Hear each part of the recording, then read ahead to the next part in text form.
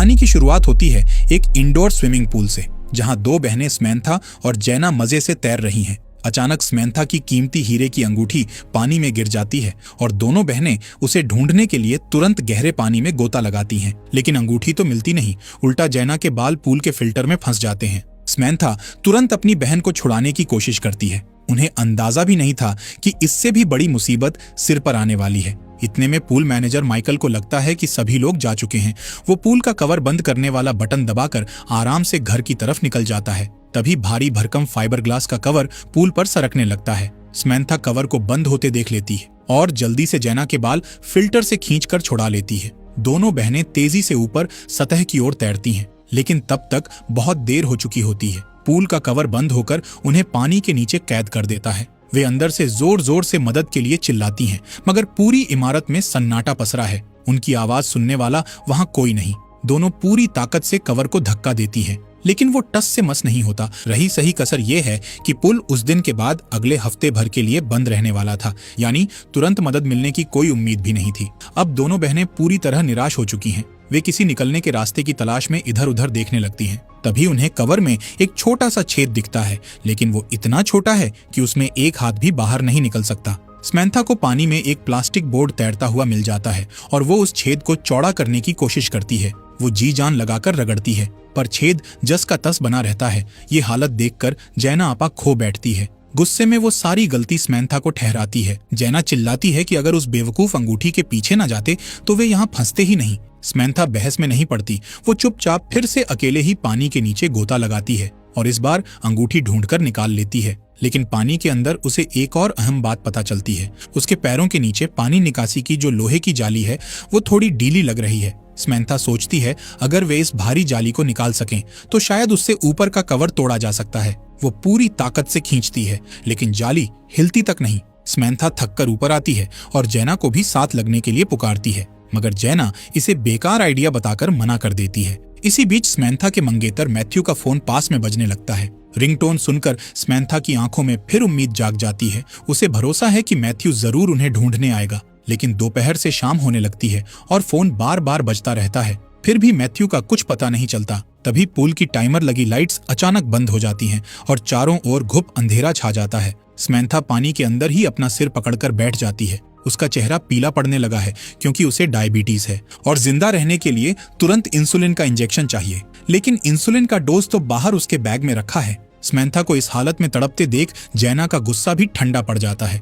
वो चुपचाप उसी प्लास्टिक बोर्ड को उठाकर छेद को फिर चौड़ा करने की कोशिश करने लगती है। इस तरह पानी में फंसे फंसे उन्हें करीब 4 घंटे बीत चुके हैं। अचानक पूल की लाइट फिर से जल उठती है। कोई अंदर आया है। ये रात की शिफ्ट वाली सफाई कर्मी एमिली है। किसी के आने की आहट से अंदर फंसी बहनें कवर को जोर जोर से पीटती हैं और चिल्लाकर मदद के लिए गुहार लगाती हैं। लेकिन एमिली उनके चीखने चिल्लाने को पूरी तरह नजरअंदाज कर देती है। उल्टा वो पूल के किनारे रखे स्मैंथा के सामान को टटोलने लगती है। एमिली को स्मैंथा का पर्स मिलता है जिसमें बस थोड़े से पैसे और एक बैंक कार्ड है। ये देखकर एमिली मायूस हो जाती है। फिर वो सबसे पहले पूल के सारे सिक्योरिटी कैमरास बंद कर देती है। उसके बाद एमिली बड़े आराम से कवर के पास आती है और जैसे कुछ हुआ ही ना हो उन बहनों से बात करने लगती है। बातों बातों में पता चलता है कि एमिली हाल ही में चोरी के आरोप में जेल से रिहा हुई है। उस पर काफी कर्ज है, घर पर एक बेटी भी है और उसे पैसों की सख्त जरूरत है। उसका प्लान सीधा है, इन दोनों बहनों से पैसे ऐंठने का।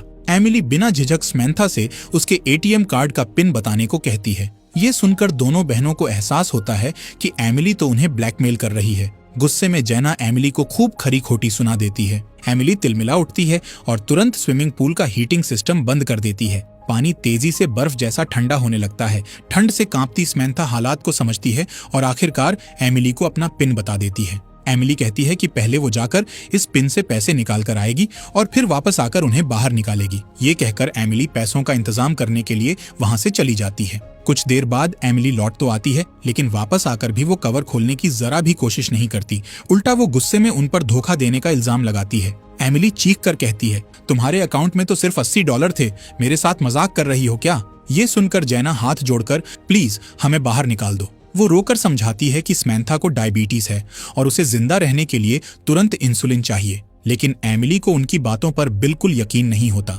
स्मैंथा को और ज्यादा कमजोर पड़ते देख जैना के दिल में एमिली के लिए गहरी नफरत भर जाती है। वो मन ही मन इस निर्दयी औरत से बदला लेने की ठान लेती है। जैना एक चाल चलते हुए एमिली को कवर के छेद के पास झुकने पर मजबूर कर देती है और अचानक उस पर हमला कर देती है। एमिली को चोट तो लग जाती है, लेकिन इसके बाद हालात और बिगड़ जाते हैं। एमिली बुरी तरह बौखला जाती है और गुस्से में सीधे कंट्रोल रूम की तरफ दौड़ जाती है। वहां वो स्विमिंग पूल का क्लीनिंग सिस्टम ऑन कर देती है। अचानक पूल के पाइपों से तेज दबाव के साथ क्लोरीन गैस छोड़ी जाने लगती है। तीखी क्लोरीन से बहनों का सिर चकराने लगता है और वे घबराकर पानी में इधर उधर छटपटाने लगती हैं। दोनों जान बचाने के लिए संघर्ष कर रही हैं, लेकिन समैंथा तो पहले से ही बहुत कमजोर है। वो बेहोश होकर पानी में डूबने लगती है।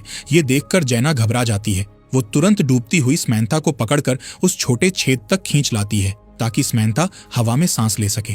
दोनों बहनों को लगभग डूबते देख एमिली को भी झटका लगता है। वो नहीं चाहती कि उसकी वजह से किसी की मौत हो जाए, इसलिए वो भागकर तुरंत क्लीनिंग सिस्टम बंद कर देती है। इसके बाद एमिली दोबारा उन बहनों के पास आती है और इस बार सीधे समैंथा की हीरे की अंगूठी मांगती है। समैंथा हिचकिचाती है, लेकिन मजबूरी में अपनी अंगूठी उतारकर एमिली के हवाले कर देती है। एमिली अंगूठी को उलट पलट कर देखती है और मन ही मन सोचती है कि इसे बेचकर अच्छे पैसे मिल जाएंगे। अब उसे समझ आ जाता है कि इन बहनों से इससे ज्यादा वो कुछ नहीं ले सकती, इसलिए एमिली कंट्रोल रूम में जाकर पूल का कवर खोलने की कोशिश करती है। लेकिन जैसे ही वो कवर खोलने का कोड डालती है, सिस्टम एरर दिखाता है। दरअसल माइकल ने पूल का पासवर्ड पहले ही बदल दिया था।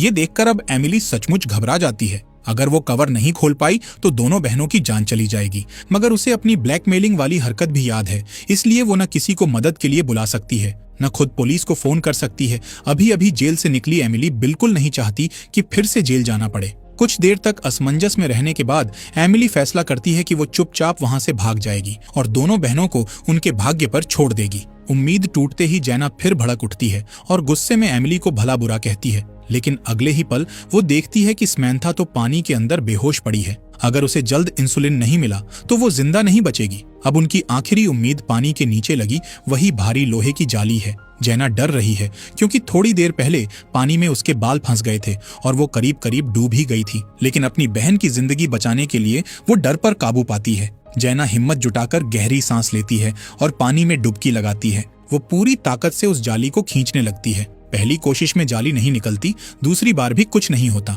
आखिर उसे स्विमसूट की एक स्ट्रैप दिखती है और वो उसे पकड़ने के हैंडल की तरह इस्तेमाल करती है। इस बार जाली जोर से खींचकर निकल आती है। जैना तुरंत ऊपर सतह पर आकर उस लोहे की जाली को उठाकर कवर पर जोर जोर से मारती है। कवर पर दरारें पड़ने लगती हैं और कुछ ही वार के बाद एक तेज आवाज के साथ कवर टूटकर खुल जाता है। जैना फटाफट समैंथा को पानी से निकालकर बाहर किनारे पर खींच लाती है और उसे तुरंत इंसुलिन का इंजेक्शन लगा देती है। थोड़ी देर में समैंथा को होश आ जाता है और जैना राहत की सांस लेती है। उसी वक्त एमिली एक बार फिर वापस आ जाती है। इस बार उसके हाथ में बंदूक है और उसका निशाना सीधे उन बहनों पर है। एमिली को डर है कि अगर ये दोनों बहनें बच गईं तो ये पुलिस में उसकी शिकायत कर देंगी। इस खतरे को खत्म करने के लिए उसने ठान लिया है कि वो अब खुद ही उन्हें गोली मार देगी। जैना डर के मारे समैंथा से लिपट जाती है और रोते हुए एमिली से विनती करती है कि हम किसी को कुछ नहीं बताएंगे। लेकिन एमिली को उन पर बिल्कुल भरोसा नहीं है और वो बंदूक ताने धीरे धीरे उनके करीब आती जा रही है। आखिरकार हताश होकर जैना को एमिली की कमजोर नस याद आती है। वो जोर से चिल्लाती है, अगर तुमने हमें मार दिया तो तुम्हारी बेटी का क्या होगा। इस बात का एमिली पर गहरा असर होता है। वो कुछ पल के लिए चुप रह जाती है, फिर धीरे धीरे बंदूक नीचे कर लेती है और समैंथा की अंगूठी उसे वापस दे देती है। जैना जल्दी से 911 पर कॉल करके मदद बुला लेती है और अपने वादे के मुताबिक वो एमिली को वहां से भाग जाने का मौका भी देती है। आखिरकार लंबी मशक्कत के बाद दोनों बहनें सुरक्षित बच जाती हैं। तो इस कहानी से हमें यही सीख मिलती है कि तैरते समय कभी भी गहने पहनकर पानी में नहीं उतरना चाहिए और हमेशा स्विमिंग कैप पहनकर ही तैरना चाहिए। और इसी के साथ ये कहानी यहीं पर खत्म हो जाती है।